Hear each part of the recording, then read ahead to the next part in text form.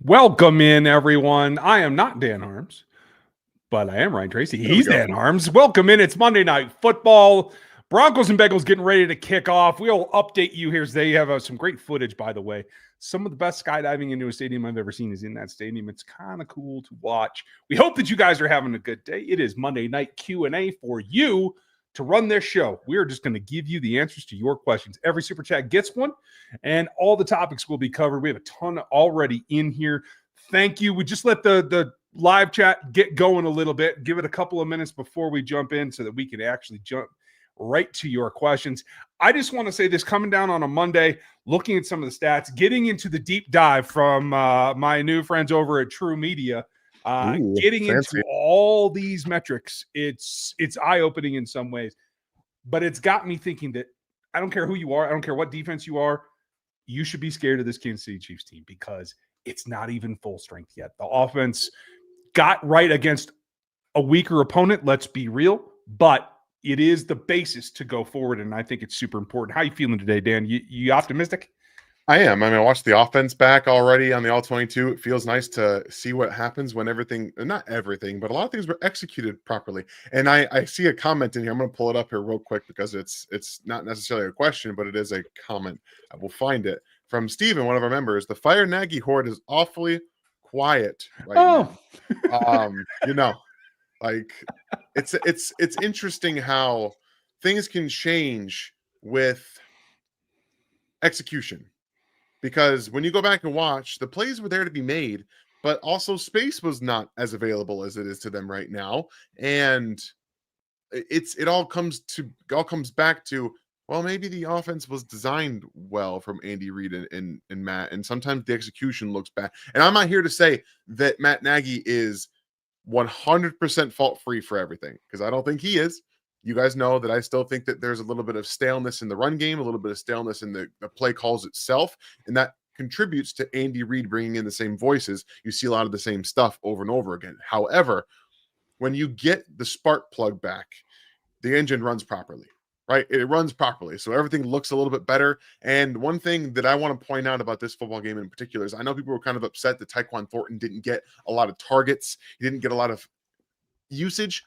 This was a, hi, everybody, Xavier Worthy's back. We're going to throw him the football. We're going to get him the football. And you want to know why? He was targeted / given touches 10 times yesterday when he came off of an injury. He's had 10 times, total 10 times.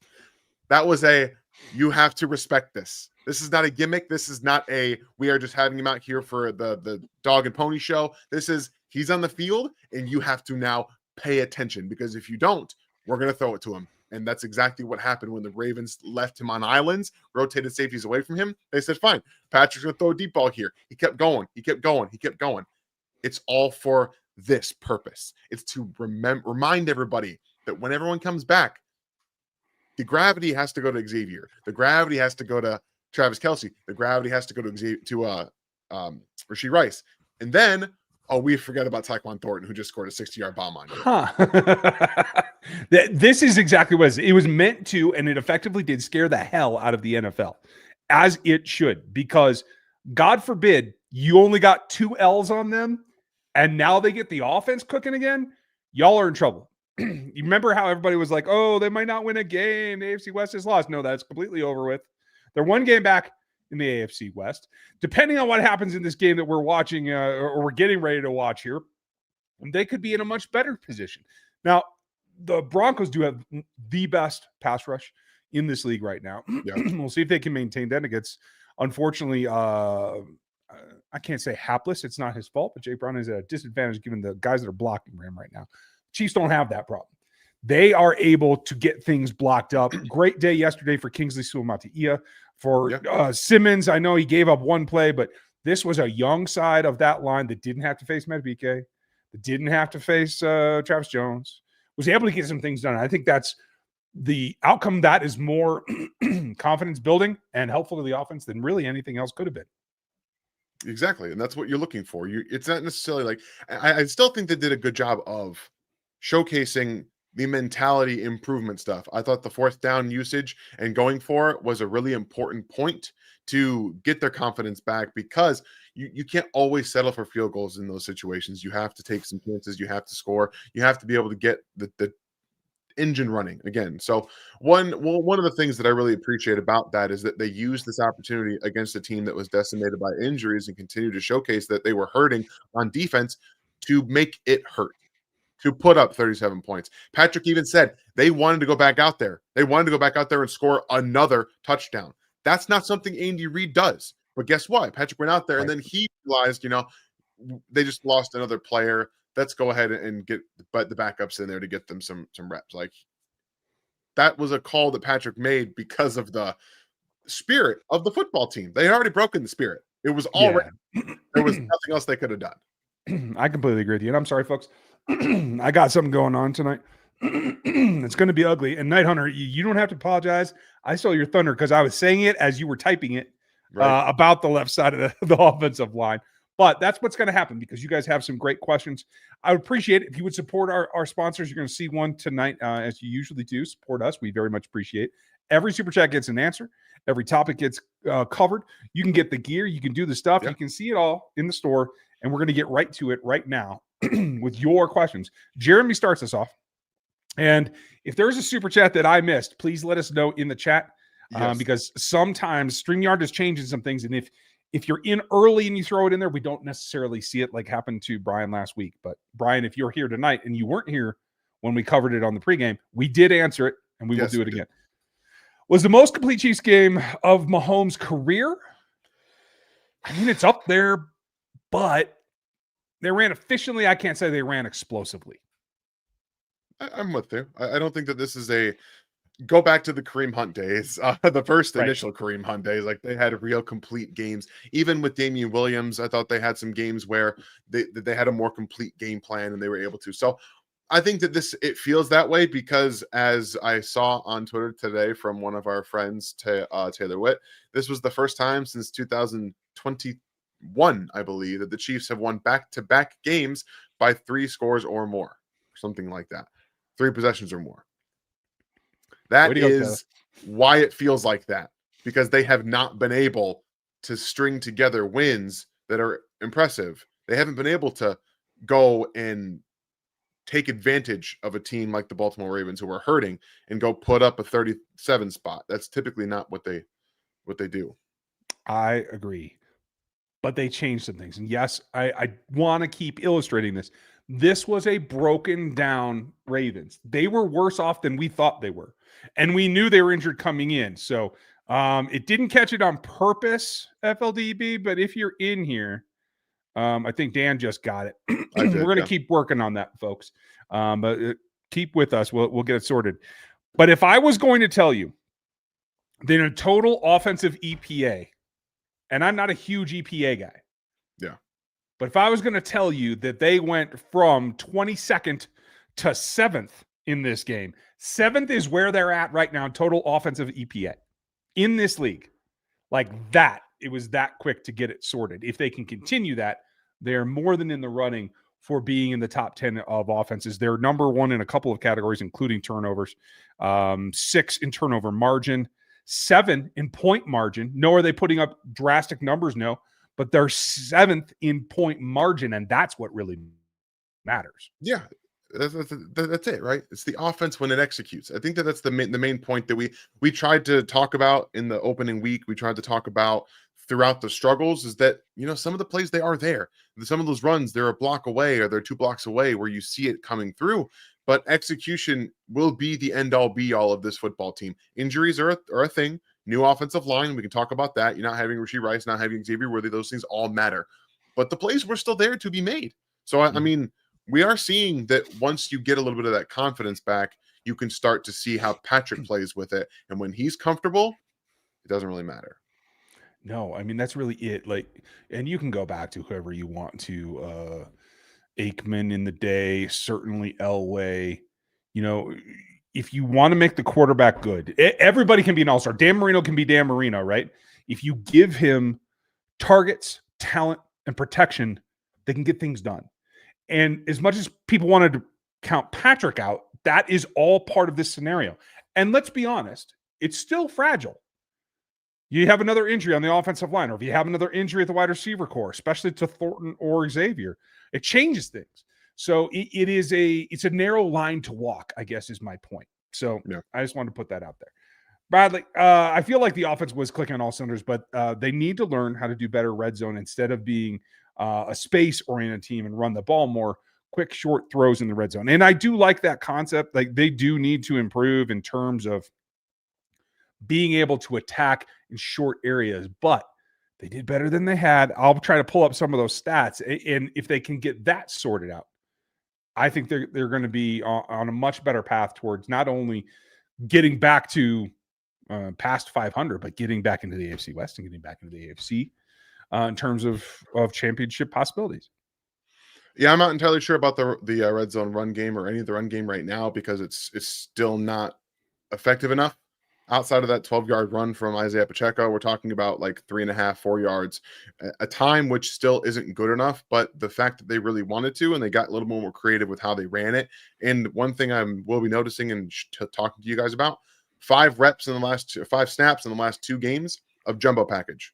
Okay, five snaps with Mike Kelliano coming off to being the eligible receiver. They also had another one where Jalen Moore came on as well. So there's clear and obvious understanding that this tight end room cannot block very well. And that's why we're not seeing Robert Tonyan doing a whole lot. And he's only got 1 route run from this football game. So there's clearly an understanding now that this isn't good enough with tight ends if you want to run 13. Yeah, and that's fair. They got to come along, but why not try Tonyan? I saw him put a decent block on the board. I think again, this is just holding it back. Eventually, we will see him. I certainly hope, because he proved what he can do in the preseason in terms of still being able to be physical. Is it part of the game plan yet? Probably not, but I think that will come along. In red zone, they need to turn more run, motion, and play action and bring back the underhead toss with Pops and Hunt. They tried to. It was close. What plays do you all want to see them improve in the red zone? Well, I will tell you this. Number one, they've tried. They've run some interior slants in the red zone, and it's effective, and they need to continue doing it. I honestly want to see 2 things, and it's really about Brashard Smith at this point. I want to see him run counter from a deep set. And in the red zone, I think that's going to work pretty well as long as you run to the wide side. I'm just saying, Yeah. at least to begin with. And I want to see toss power. I get a blocker out in front of him and toss him the ball because they don't have time to react. Defenses are not as fast as they need to be in order to stop 3-4 yards of Brashard Smith. Pacheco had an outside zone run that he cut up before he needed to. There was really nobody out there. There was a flash of a linebacker who was being blocked and it was about to get put into the ground, and he just didn't take it outside. That Brashard Smith turns into at least a 15-yard play because there's nobody there. And we got to see more outside zone for Brashard Smith. He took that first one that he got with the backups 12 yards. It's there to be had. I'm just waiting for just sprinkle. We got to sprinkle it in, guys. We got to sprinkle it in. We got to set up a photo shoot for you so I can make that into a shirt. Chef Dan. Spags is an absolute wizard, said Swag. He deserves an award for the last couple of seasons. He's been phenomenal. Yeah, and I gave him a game ball last night because I think it's important because in the thing came out today. I can't remember who put the piece out, but the DBs were talking about how every now and then, and I think McDuffie had the quote, like when Spags just throws out something that we didn't have in the game plan, he just makes a crazy call. It always works. Okay, well, in Spags we trust, right? I mean, there's nothing else to it. Hey, Zeus, thanks for the support. And to Dan's point earlier, who wants to fire Andy Heck now?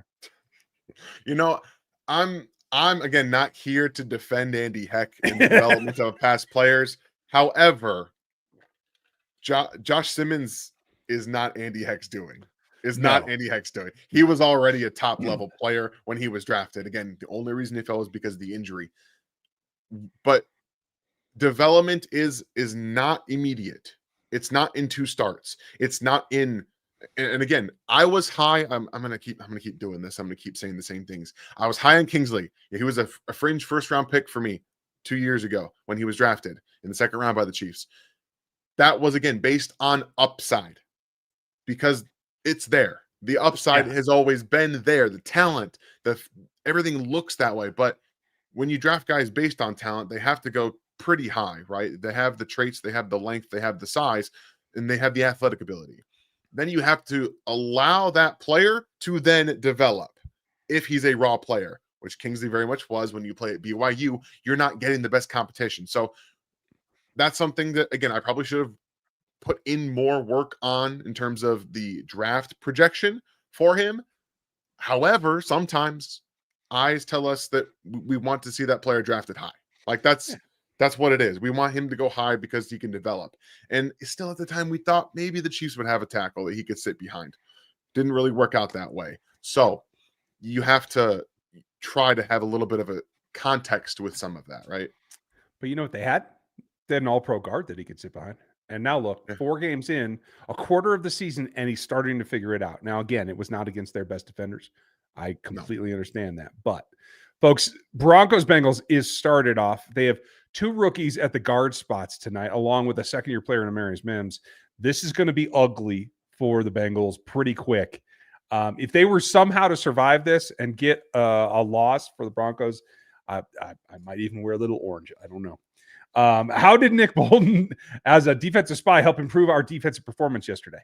Well, Steve, I would not say that he, in performing spy duties, improved the defense. But by lining him up as a spy, it allowed you to make Lamar understand that, hey, he's standing there because he's spying me. And, oh, wait, oh, hell, oh, here he comes on a delay blitz. And it's a setup routine. And I think that's important.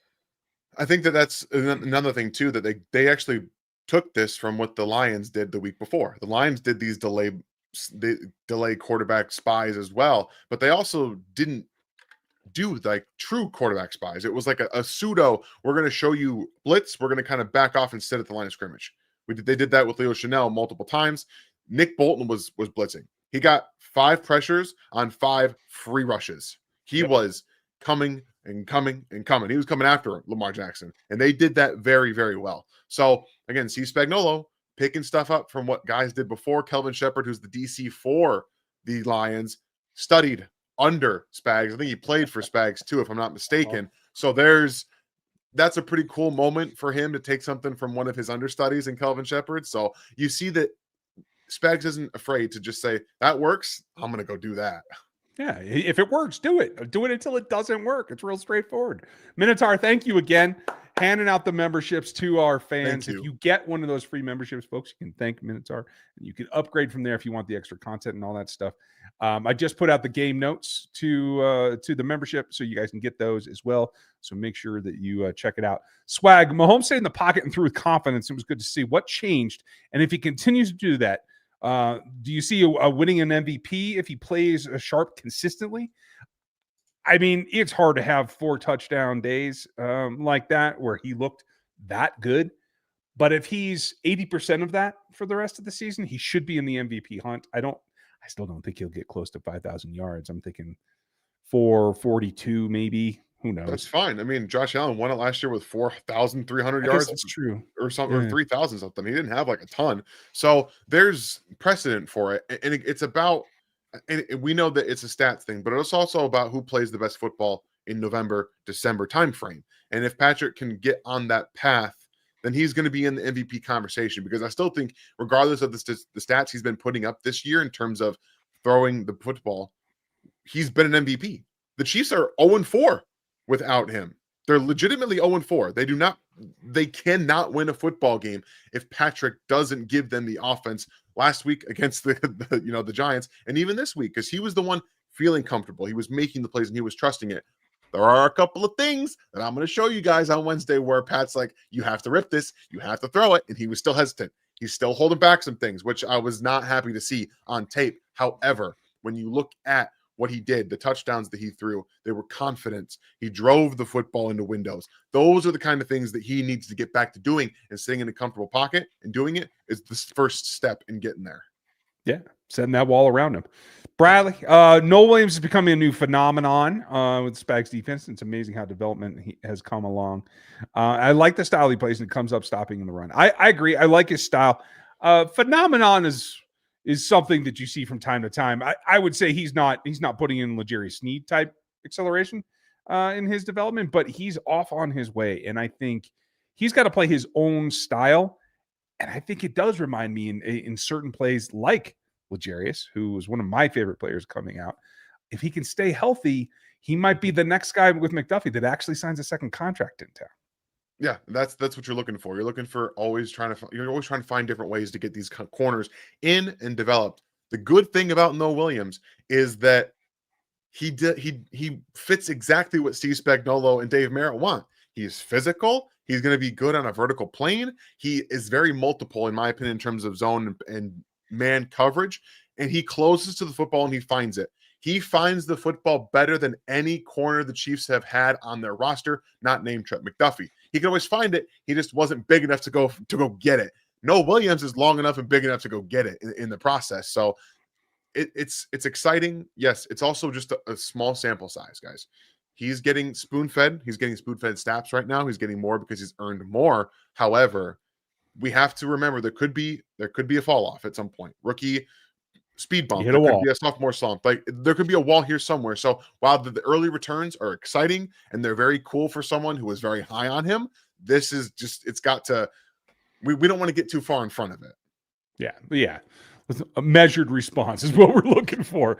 Tommy, nice to see you. A front office might have heard Dan's sprinkle. Yeah, I like that. And also how they were comfortable sending McDuffie and the house carefree. Go Chiefs. Well done and good observations, Tommy. Appreciate you. Thundarius, thank you. If you guys would smash that like button, we would very much appreciate it. We do have things that come and go around here, but if you want to make your own fortune your way, go check out our sponsor, ProfitX. ProfitX, America's #1 sports prediction market, is a peer-to-peer sports prediction market where users play against each other instead of a sports book versus the house. You will almost always get the best price on any spread, money line, total, or player prop since you're playing against other people rather than the book. ProfitX offers dual currency system, either profit points or profit cash, and operates across 40 states. Use the promo code RGR and claim up to $200 in profit cash on all plays for the first 30 days playing on the site. ProfitX gives you the best lines in the space, and you can even set your own odds on specific wagers on your players, all at ProfitX. Go there and use the code RGR. Terms and conditions apply. They do. Thundarius, appreciate you. Dan, I just want to say that this is fun, especially when we have this many folks in the chat. They're bringing up a great number of topics. Some of you are not going to get seen. Apologies, I can't get everybody on the screen because a lot of you are talking about the same topics, but I want to make sure that we're covering all of them, so we will get through them. We're just going to have to speed up a little bit. So, 2 Minotaur. What's the next evolution you would like to see from the team? Pass rush, running back, or maybe some Tanyan usage. What do you want this week, Dan? I mean, it's got to be Brashard Smith outside zone. For me, that's what it is. I think that's the one thing missing from their offense, because once you can threaten the outside, you can actually threaten the run, because they've shown that they're willing to run in the middle and they can kind of do that effectively from time to time. If you can access the outside with Brashard Smith, we're talking about a real true run game that teams have to really respect. Yeah, and that changes everything. I think you saw just a little bit of what the run does. If you can double down on that, it makes it even more effective, because they can't just go, they're not really going to do that. Correct. In terms of efficiency, the Chiefs are very efficient at running the ball. They just don't have a whole lot of volume. We can get into some of those stats later. Brad also asked, how do you feel about the next matchup against Jacksonville, and do we need to change a few things up on the offensive side to continue this? Their pass rush is going to be way more explosive off the edges, so you definitely do need to change a couple of things up. But you have to build on those principles, the tight windows, getting the ball out, the slant concepts in the pass game, and being able, like you said, to hit the edges. And again, this comes into toss. Toss negates a hard outside pass rush because you get it into the running back's hands before they can actually make a play. Now, if they're super, super fast, you can get it picked off, though, so let's be careful. But I don't want to jinx anything, but that's the way that it goes. And I would like to see that. What would you like to see wrinkle-wise? Again, I think exactly what we saw this week. A little bit of misdirection, you end arounds. You want to make those defensive ends pay for trying to get to the quarterback too fast. So ball out quick to the flat when they're doing that. Attack where they're coming from. Run outside zone. Let him go that way, but run in between the tackle. So you have a little bit of different things to attack these defensive ends for getting upfield too far. Yeah, I agree. Black Gold, thank you for the support and thanks for being a member. What's Hollywood's role going forward? Is it reduced? In terms of snap count, I don't know that it will. I'm going to go double check his snaps from yesterday, but they weren't outrageously large. So I don't think like there's a long way to fall. Yep. It's just that his role will change from being what is now a wide receiver 2 in all functionality. He will be 3 when she comes back because Xavier might even stay the 1 for the Yeah. majority of the regular season. Let's be honest. It depends how Rasheed comes back. It depends how teams game plan. I think Rasheed's presence will dictate what the defense does, and that will tell us where Hollywood has to go.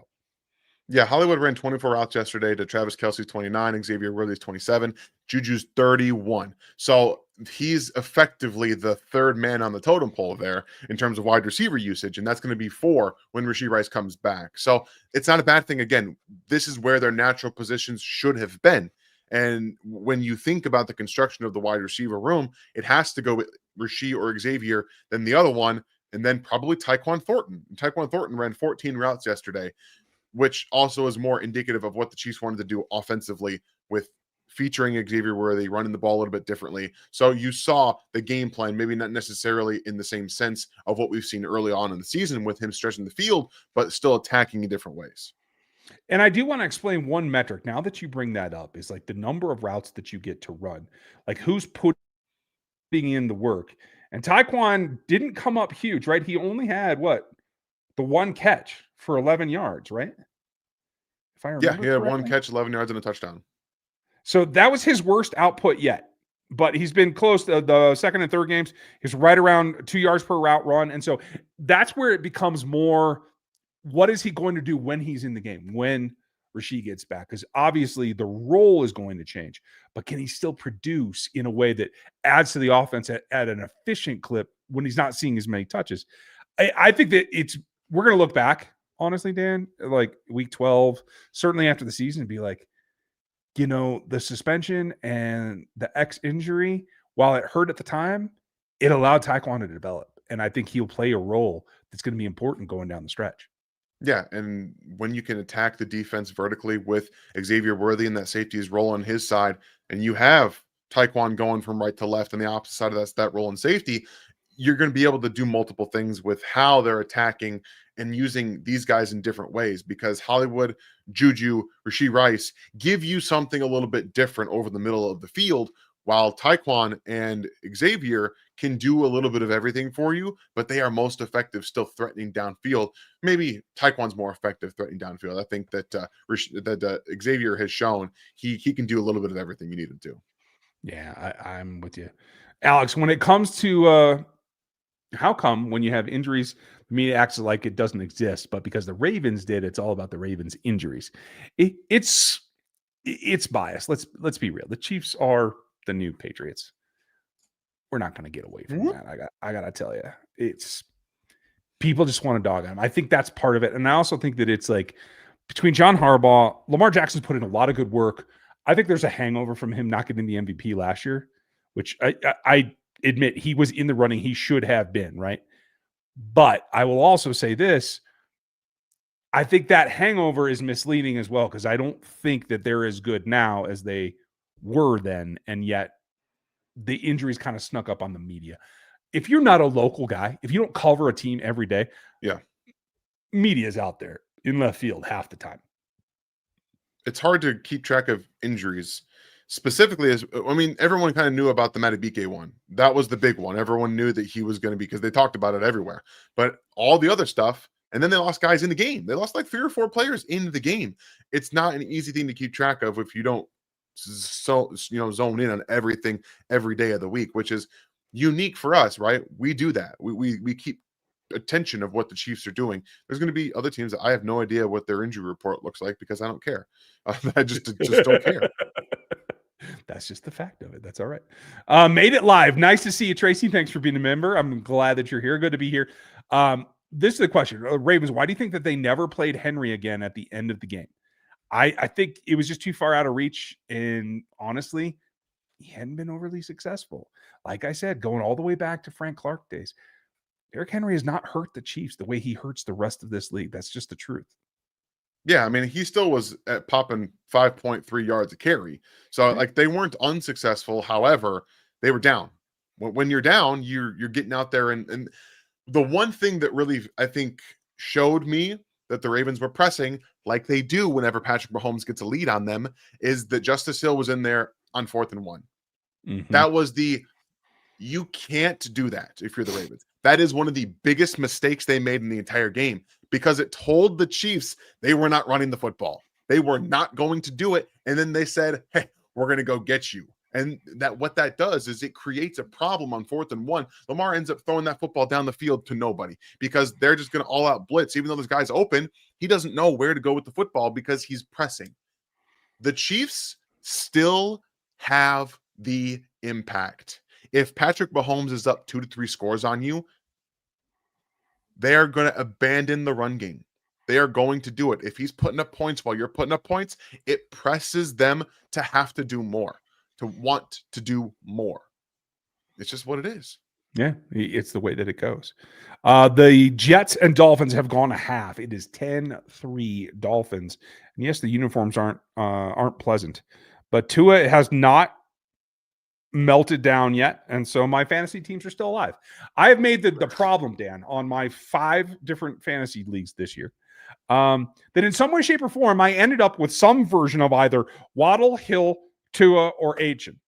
And all 5 of my teams tonight are riding on if the Dolphins offense can actually produce anything. And so I do believe I am screwed. I'm within striking distance in 2, but I don't think I'm going to get there. So I don't want to let you guys know how many fantasy football teams that I have because you might think lesser of me. However,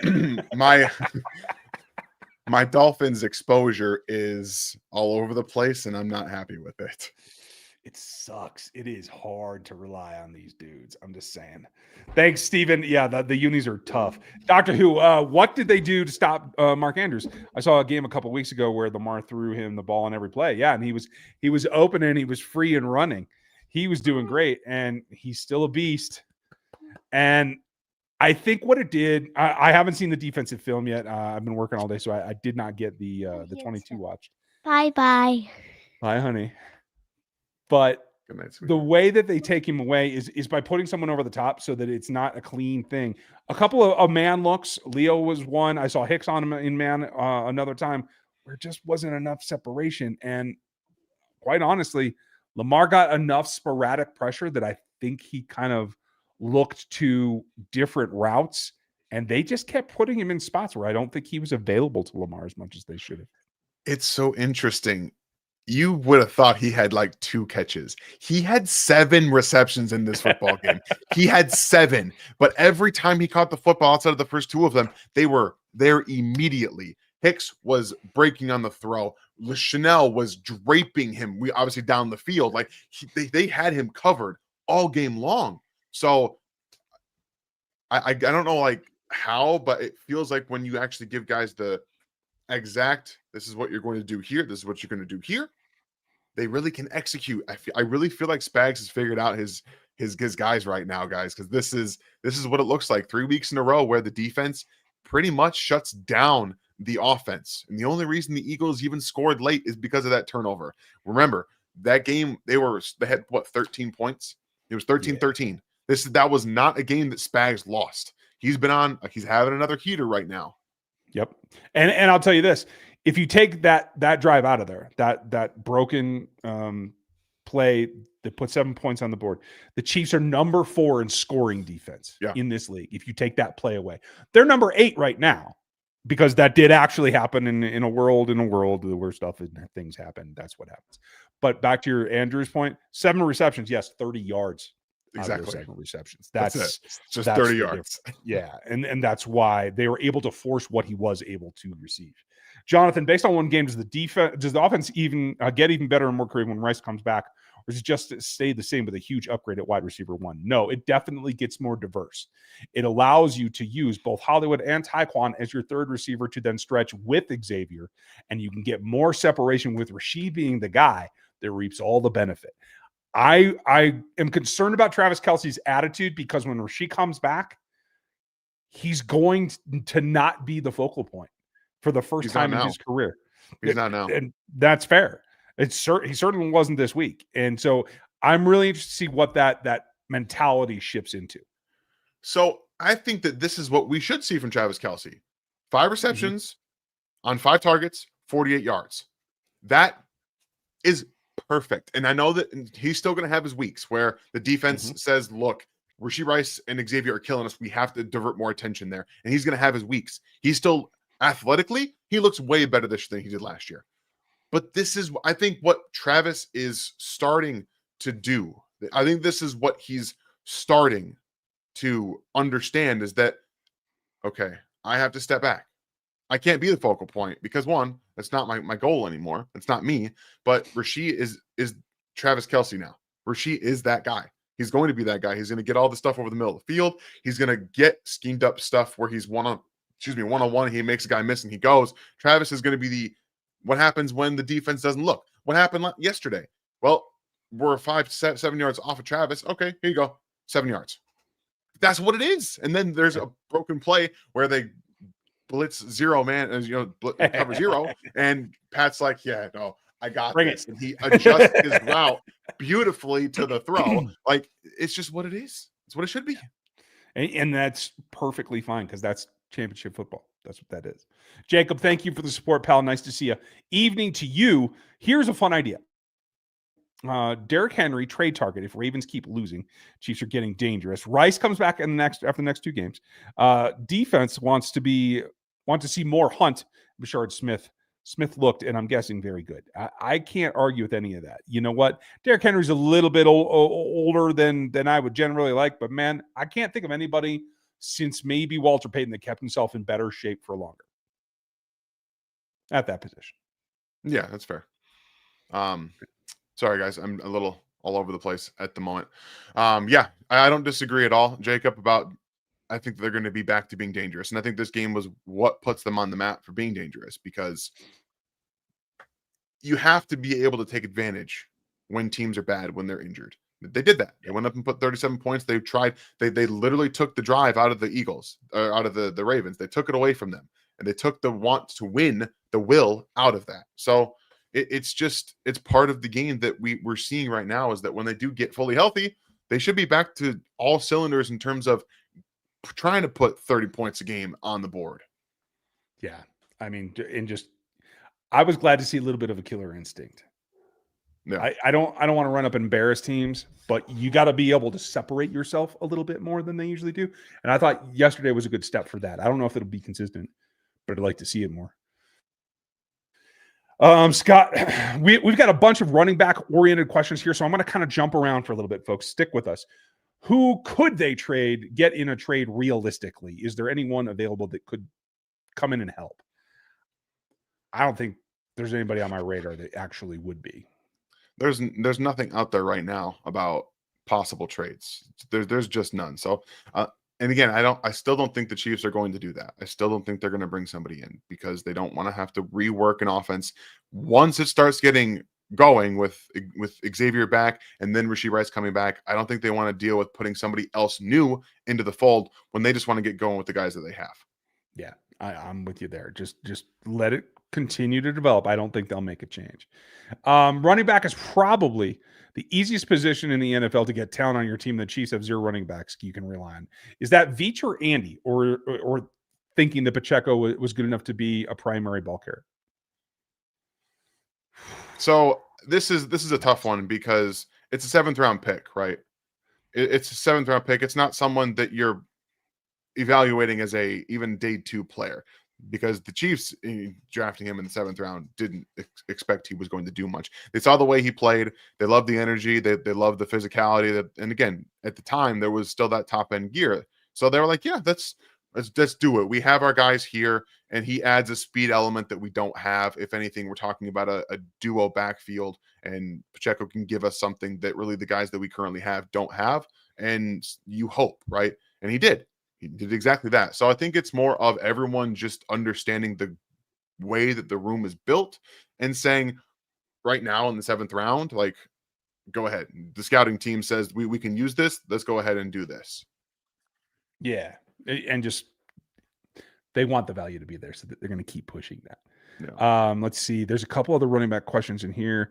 Would you trade for one of Achane, Kamara, or Hall? I'm a little gun shy of Hall and the injuries. Achane, I could take Achane, sorry. But I don't think they'll move him. Kamara's older, like he would have to be for a pretty good sweetheart deal, but I could take either of the other two if they were available for a good price. Not a decent one, a Yeah, good one. you'd have to get the Saints to eat a good chunk of that contract. It's still pretty large at this point, if I'm not mistaken. And I don't think that Thank you, Braylon Rob. Allen is doing a whole lot to keep keep Brees Hall on a trade block. I don't think that's personally happening. But again, we'll kind of find out. Yeah, and that's fair. If that changes, it would be.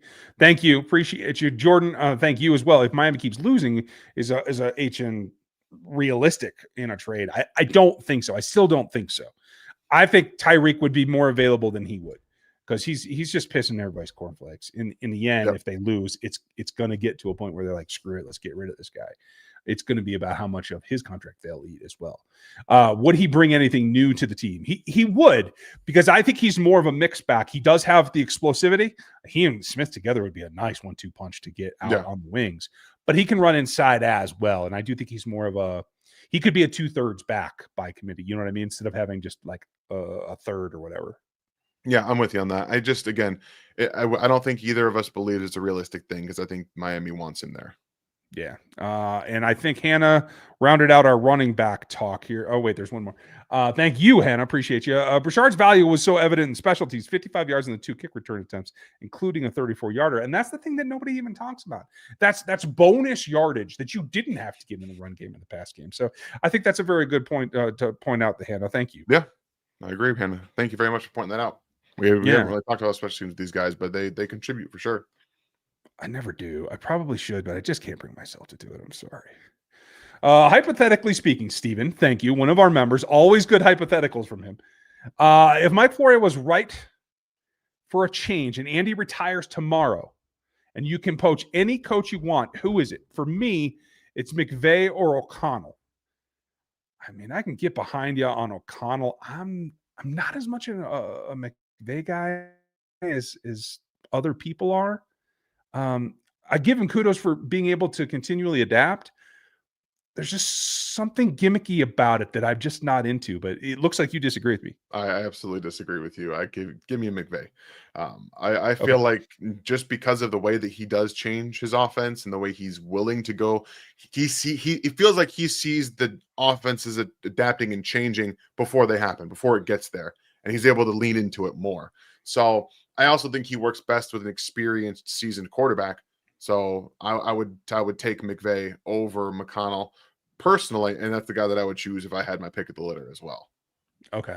I'd be tempted to look at Kyle Shanahan myself because I think he also needs a veteran quarterback, and I think just don't like him. part. No, that's fair. I didn't like his dad either. Sorry, Broncos fans. That's the truth. And I won't eat at his damn steakhouse. I'm just telling you that right now. Don't. Do you think that Juwan can keep this level of play up between not below average to average? Brett, it's a good question. And he's a veteran. He's capable. Again, this was a pass rush that wasn't over-threatening him. We'll see when it comes to the Broncos, and we'll see what comes from the Jags this week. I want to be optimistic, but I'm not holding my breath either. He still wasn't that great. He got beat up a couple of times in the run game specifically, but pass protection, he was still pretty good. So we'll see. I'm more worried about the speed guys, to be very honest with you. I'm not necessarily worried about power guys right now. I'm worried about the speed that makes them get out there and then opens up that B gap. Yeah, I'm with you. Kyle, thank you, sir, and thanks for being a member. Revisionist history. Knowing what we know now, how do you predict the game would have turned out if the Ravens defense was at full strength? I think it would have been a shootout. I think the Chiefs would have had to come from behind. I don't know. I don't think the Ravens offense is very good. I really don't. I think that Spags did what he did in large part because their offense is pretty predictable, and they got them out of that. The Chiefs would have had to execute a tick better early on. Those field goals they would have had to probably turn into touchdowns. So maybe knowing that the defense was at full strength would have given them a little bit more get up to go out there and score that touchdown. However, I think they win the game regardless. I don't think their offense is very good. Yeah, I would have them having a win as well. I just think their offense would have rolled a little bit different. Jeremy, thank you. A half decade running the most realistic and honest Chiefs content online. Thank you, buddy. That's exactly what we go for. I know we try to get excited when we can get excited, but we try to be honest. Credit to both of you for consistently having good commentary without getting carried away. Thank you, Jeremy. Appreciate you. And I've been cussing a little bit more the last 6 months, so I apologize to you as well. I'll get it sorted out. If I think they like encourage me. Some people do. It. Some people do not. Info. Noah was visibly limping and playing hurt. Why not let Tanya get some snaps in that scenario? And that's a good question. Tanya did play. I got to double check his snaps though, and I will do that here very, very shortly. He was predominantly a run blocker. He only ran one route. Yeah, that's it. Was it only one route? It was 12 snaps. Only one route. Yeah, one route. Not what I'm looking for from him. I got to tell you, Info, I would do that as well. So yeah, he looked like he was playing hurt. Noah did. So I mean, agreed. He probably just got rolled up on, which he's probably fine playing through, and I got no issues with that. But yeah, Angler thought the same thing. Concerned about Gray blocking and no burst. Yeah, and he did get tweaked yesterday, so I think the burst part was there. But again, you got to put Noah in a position to be on the move when he catches the ball. Asking him to turn and stop and change direction destroys his momentum, and he is not that much an accelerator. But if you get him in stride, he can run too. So I think it's about the route concepts that they ask him to run. Yeah, we just got to keep him on the vertical plane. I don't want to see him go into the flat. The worst place for Noah Gray, for Kareem Hunt, for Isaiah Pacheco is sitting there in the flat waiting for the football. It's the worst place for them. They can't make anybody miss. Yeah, it's tough, especially in that situation. Hannah, thank you for pointing this out and the support. Dan for an MVP as a girl dad. You know, it's tough. It's tough to be a girl dad. It took me a long time to transition. And I think mine are pretty happy. I don't know. We'll find out, I guess. Thank you, Hannah. Appreciate that. She's growing up really fast, and it's crazy how much she learns, how much she ignores, how much she doesn't listen, and yet still remembers some things that you don't know how she does. That's a good way to put it. Man, she is growing quickly, though. Just the last 6 months has been. Absolutely. 55 months for Kyle Peterson, up there in the Hall of Fame, dude. We appreciate you. This is getting outlandish. Like before the draft, heck, before the Super Bowl, right? If I count right, you're gonna hit 5 years. Appreciate you. You are the reason we do this. Was this the best game of Leo Chenal's career? It was good. I haven't finished the tape. Like I haven't watched the defensive tape yet, so I don't know for sure because I wasn't watching him solely on every single play. It's up there. It's up there. He's definitely up there. He's had some really good performances in the postseason. So I don't know if it would be up there with those because those also had bigger emphasis on them for being in the postseason. But it was, I think, one of the most complete games he's ever played. In terms of impact, it was big, but the block on the Broncos kick last year was bigger. That's what I got to say. Thank you, though, Kyle, and thank you for being here for this long with us. It's a great ride. Do you think the defensive game plan would be similar to the plan for Buffalo, or what changes should the rush make? I think it's a mistake to hang back on Josh because, quite frankly, I think Josh escapes the pocket a little bit cleaner because I think his vision is better than Lamar's overall. So, like the delay blitz, I don't think that works against Josh as well.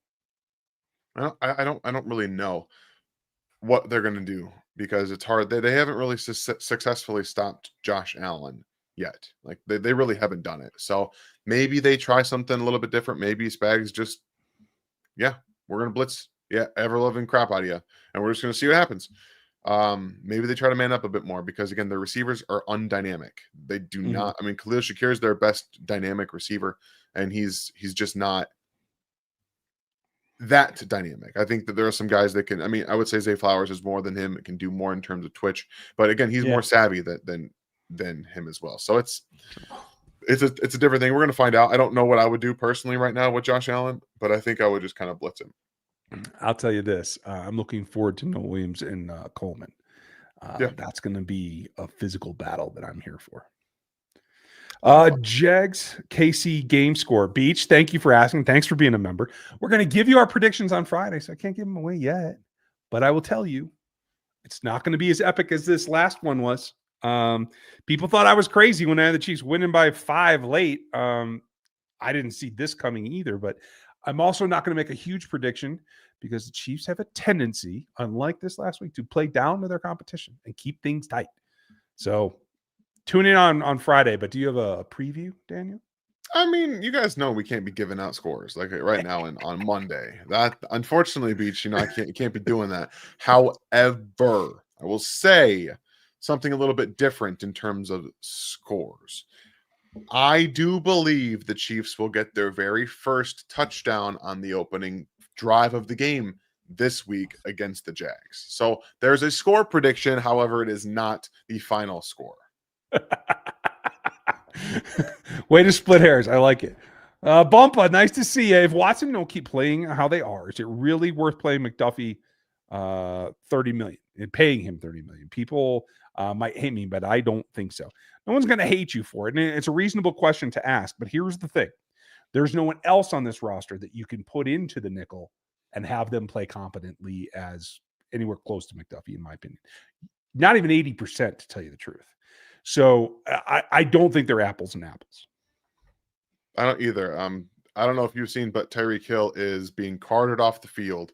Oh, I have waving not. I'm at on the other fans.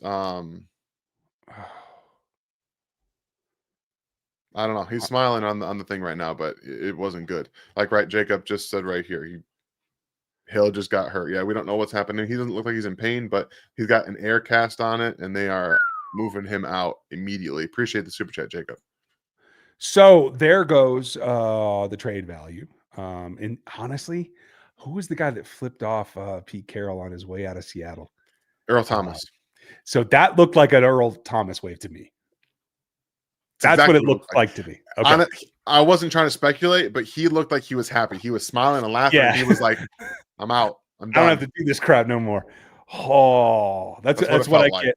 Although he did just screw me for all my fantasy teams. So thanks, Tyreek. Injuries aren't his fault. True. That's true. Okay. Fair enough. Thank you, Dan. Keeping me sane. Steven, do you think that Likely is going to say the same thing he did last year after the Chiefs beat them? I don't recall what he said. I don't listen to the aftermath as much. But if he was salty then, I'm guessing he's going to be salty now. Did he do anything in this football game? No, I don't think so. He had 0 catches on 0 targets, so he can say whatever he wants. He didn't do anything. Yeah, you can't affect a change. You can't affect a change. Achan running for the end zone, though, now that you flip me back over to the other game. Thank you. I could use a score there. I'm just saying. Andy will elevate CHS from the practice squad before trading. Possibly. Or knowing that he's there, if you pull a trade, they could bring him up there for a crossover, a bridge there. But I don't think so. I think they got CHS because he's a good locker room guy and they like him and he's a positive dude. And I think that's about the extent of it. Break glass in case of emergency for another slow running back who knows the system. Ding, ding, ding. Thank you, Hannah. Appreciate you. Jamin, nice to see you. Karlaftis was credited with 8 pressures. How much of that was against Stanley's backup? Do you think that he's developing as a pass rusher? I would have to go back and watch every snap to know how much it was against a given tackle. I still think he kind of dips in and out and disappears at times. He does. And he's the same guy he's been in terms of effort creates the pressure. And a lot of the times this past week against the Ravens, it was based off of the coverage. He got a sack based off of the coverage. Moved a little more off his spot because he was trying to go make something happen with his legs. So he comes off of his block, gets a sack. So it's a lot of want to. It's a lot of effort. He's gotten a little bit better with his hands, but overall, he's still not a complete defensive end. He's a fantastic number 2. He really is. But he's not somebody that you can have line up as your number 1 and consistently win and say he's a number 1 defensive end. He's going to get us 15 sacks maybe this year. He's on pace to get you over 10 for the second time in his career. So hopefully he can do that. And that's all you're really asking for him. Sorry, folks. I'm slow in picking up these bots in here, so cleaning things up here. Johnny said that I really need to go back and see what happened to Tyreek, so I definitely will do that later. Don't watch it. No, is it bad? It's broke. It's broken. Oh, okay. It's legitimately broken. Dang. Okay. Hello, guys, and thank you, Donnie. Do we see even more under center going forward from Patton? How many snaps for Richard Smith next game? I'm going 25. What did he get this time? I don't You can know. I just know what routes he's got. Here. 19 total, 10 passes, 5 runs. 5 run blocking though, where he's in there Okay. basically decoy. These- So an uptick of 6. I think you're pretty close there, Donnie. I'll go 28. Yeah, I like those numbers. I think that it just a little bit more, a little bit more, a little bit more. They had pony personnel out there a couple of times too, with him as a wide receiver, like we talked about, and Kareem Hunt in the backfield. So just trying to find different ways to utilize him while he's not all the way there with the game plan yet. Yeah, I'm with you. Hanno, that way that Tyreek's limp bent. Why was he happy? It's because he doesn't have to play for the Dolphins anymore. That's his relief. And honestly, if that injury is bad as you guys are saying is, I did not see it live. He's got to be pretty damn happy to be out of there because they can't, especially after an injury, they can't sustain him in that locker room anymore and with the cost. So here's where things get interesting. If he's cut, which I expect will happen now in the offseason after he's on IR for the year, he'll be a free agent. And there's only a couple of places that would consider bringing him back. And Andy Reid is one of them. Probably. So be prepared. And Hannah's got another one here before we wrap up. Last call for super chats, folks, and we're wrapping it up here. McVay's ability to make in-games adjustments would be fire with a quarterback like Pat who adjusts his play in-game. That's a very good point. And as a duo, I'd be interested to see the dynamic between those two. I don't know how it would be, to tell you the truth. I don't know. I mean, he's only ever really worked with statue quarterbacks and Jared Goff and Matthew Stafford. Like that's all it's ever been. So it would probably create a little bit more creativity in the way he calls plays and can draw up plays and things like that. So the in-game adjustments would be fun to watch. I would just want to see what it looks like stylistically. Because if you're running duo, you get him running a little bit more under center, but you can also bring out more of what he does in the shotgun. I think that would be a lot of fun with Sean McVay. Man, that would be interesting. Sorry, ankle flopping too. John, haven't heard his name much, but what do you think about Hubbard as a trade target? Now, there's a low end thing that you could probably get done, but I don't know that he lifts anything enough for me. What do you think? They just gave him a contract. They literally just gave him a contract, I believe, this last offseason or one of the last two. So maybe I'm wrong. Maybe he's got more. Maybe he has fewer years left on the deal that he has right now. But I just don't see them trading him away because right now you can't count on Jonathan Brooks to be anything who's hurt his knee back to back years, if I'm not mistaken. 3. So he's pretty much he might be done for the rest of his career. You don't know what he's going to look like. This is your starting running back for the future, and I think that Dave Canales is going to be coaching for his job next year with a new rookie quarterback. You could very, very well be accurate. We're going to end up with our mod, Gary, and his observation, which made me throw up a little bit in my mouth here, Gary. Mahomes and Kelsey opened a high-end steak place for $300 a steak. Where is it? Vegas? Because who's paying that in Kansas City? I don't know. Because I ain't. No, there's no way. I don't go out to steak restaurants anymore. I make my own. There's just no reason for me to go buy a steak somewhere else when I can do it just fine at the house, guys. Like, so yeah, no thanks. That's absolutely crazy. $300 a steak. We just had steak tonight, actually. Did you? I don't know what I'm doing. She's cooking something upstairs. I'm about to go find out, though. So we're going to say thank you guys for being here. And thank you for all the support and all the super chats. Make sure if you want the gear that you go get it in the store, it's down there below. Check out ProfitX if you want to get into the action yourself. And we will have more for you this week, like we always do. Film, stats, everything. I will try to take a walk tomorrow. It looks like the weather might be decent. So you might see one of them as well. So that said, be ready. Have a good night. Enjoy the aftermath of this Dolphins thing. And let's hope that the Bengals actually pull off a win against the Broncos because I ain't scared of the Bengals. So I can't think that I was going to say that today, but it is what it is. It is. Okay. Thanks, Dan. Yeah, guys. Have a good night. Great And, night. Have some film on Wednesday. enjoy that steak. Have a good night. Thanks for watching this video from the team at RGR Football. Click these videos to see more and subscribe to RGR Football.